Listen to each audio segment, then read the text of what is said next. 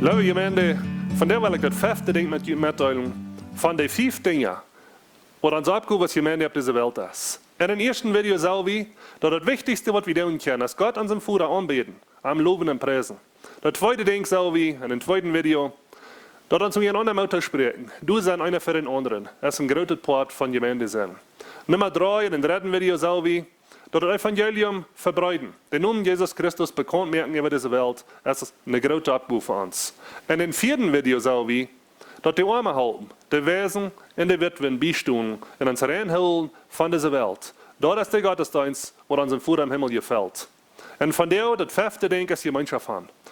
Kijk de andere video's voor deze, wanneer je niet gezien hast.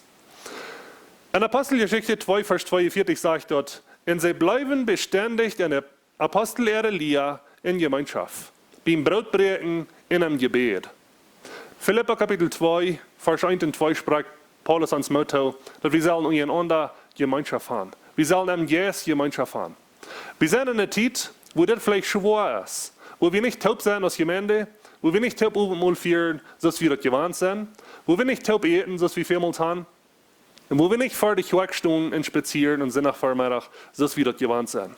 Aber liebe Geschwister, wir können von der Gemeinschaft haben. Wir können WhatsApp brauchen, wir können Computer brauchen, wir können verschiedene Plattformen brauchen, wo wir können Gemeinschaft haben. Aber wir können auch Gemeinschaft haben am Yes. Wir können einer für den anderen beten.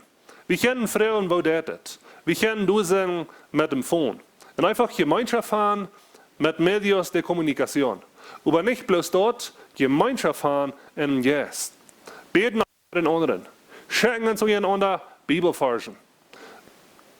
Vor Gott entstehen, einer für den anderen. In Gemeinschaft haben über alles mit unserer Familie, mit unseren sehr nahen Freunden, wo wir dicht hauptsächlich am Hausband wohnen. Mit unseren Kindern, mit unserer Frau, mit unseren Mann und mit dem, was dicht nah sind, nur uns.